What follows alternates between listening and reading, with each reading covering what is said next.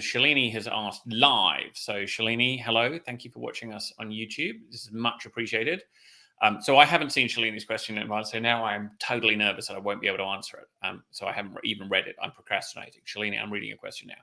What are some of the things you'd consider when writing a website for educators, coaches, and professions like these?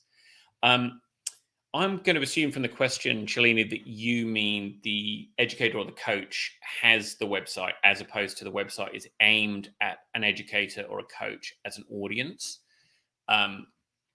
So if I'm wrong, feel free to add a comment and say, no, I mean my clients want educators as their clients. So the website has an audience of educators as opposed to it's for an educator.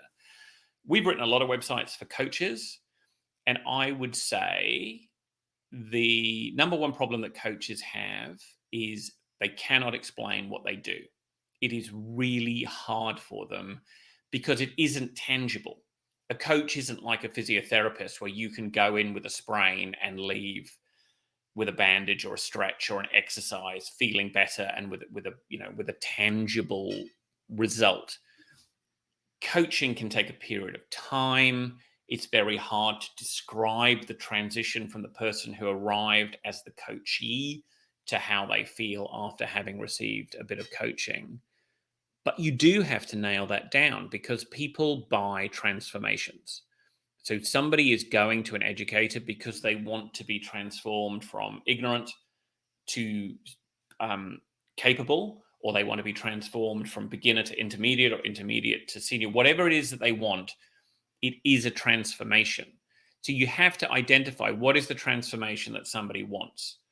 So you need to know what is their pain at the moment, what is their burning problem, and then how would they like to see themselves in the future. So my consideration with a coach would be, one, it's brilliant if they can niche it down.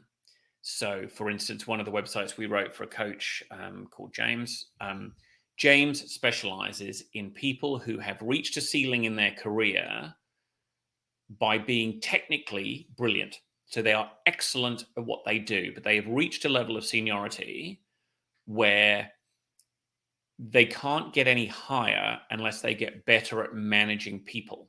And these people are not necessarily people. So they're technical experts. Maybe they're great in IT, and maybe they're a brilliant developer and they've risen up high because they do brilliant software development, but now they need to manage other people and they're not good at it. So that's his niche. So having such a clearly defined niche, which he didn't at the beginning of the process. So part of our process was really talking to him again and again and again and working out what was the commonality between the people he wanted to work for. And once we'd found that out, it unlocked the rest of the website because you knew exactly who you were writing for. So that's the second problem that coaches have. One, they find it difficult to describe what it is that they do. And then two, they are reluctant to narrow down who they do it for because they don't want to rule anybody out. But as we say in copywriting to all clients, as soon as you're not ruling anybody out, you're not talking to anybody either. If you're talking to everybody, you're not talking to anybody. So that would be my advice. If I've understood the question correctly, that your client is an educator or a coach and they want to talk to other people, do whatever you can to force them into narrowing their niche, which will scare the hell out of them. But they will get so many more people if somebody can read that website and think, that's me.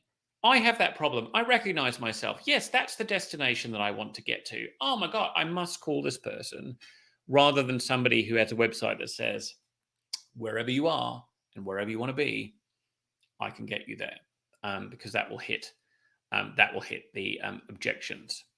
So Shalini, I hope that answered your question. Everybody who's watching, if you're watching recorded or live, we'd love it if you'd comment, hit like, hit subscribe, hit share.